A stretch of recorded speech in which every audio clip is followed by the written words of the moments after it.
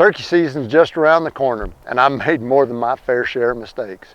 I still consider myself new to this game, and I learn something new every time I hit the woods. If you think hunting these birds is as easy as they make it look on TV, well, you're in for some disappointment.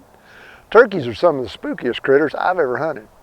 In this video, I'm going to tell you about some of the mistakes that I made as a beginning turkey hunter that cost me more than one gobbler, and we're starting right now. One of the greatest things about turkey hunting is the ability to be mobile. If you watch other YouTube videos, you're going to see turkey hunters sneaking through the woods to set up on a tom.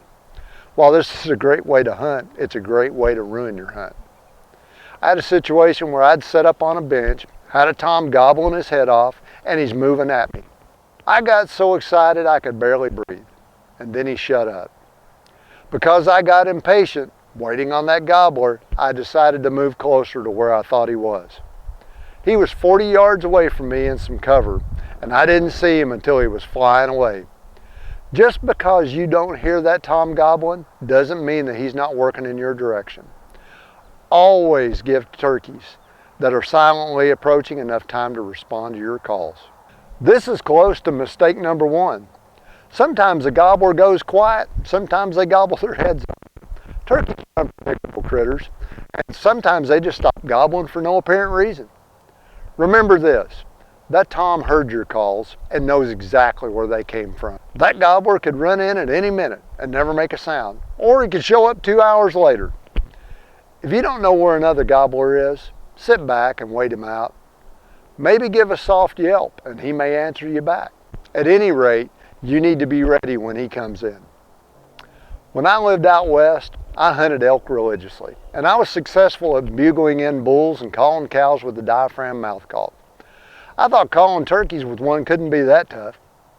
Another mistake. I got the yelp down pretty good, but hey, I'm not going to win any turkey calling contest. I thought I'd get fancy as I had a tom coming in and try to soft purr, and it sounded like somebody dragging their nails across a chalkboard. Never saw that tom. Practice with your calls before the season starts. Start with a box call, and then try a pot call, and finally a diaphragm mouth call, which in my opinion is the toughest to use. Box calls are the easiest, I think, to use, and they're a great place to start as a new turkey hunter.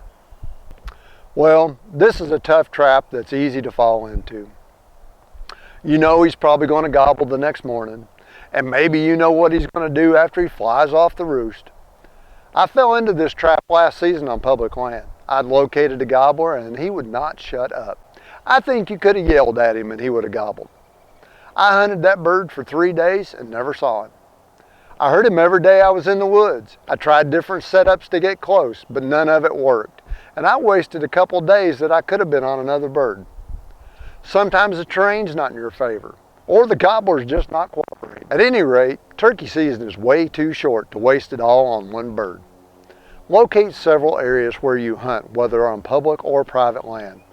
You're going to improve your chances of bringing a longbeard home. Early one morning, I was set up in the perfect spot. You know, the one on the bench where you know that gobbler's going to come in. I had a gobbler coming in, and when I pulled the trigger, nothing happened. When I got set up that morning, I didn't get the bolt closed on my shotgun, trying to be quiet, and it cost me a tom.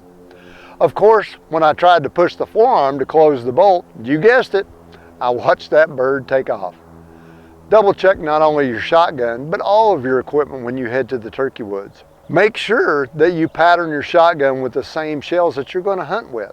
And be sure to shoot at different distances so that you know where you need to aim to cleanly harvest that gobbler and not watch him fly off wounded. This is not just common sense, but it's ethical hunting. Click on this video to learn how to locate turkeys on the roost.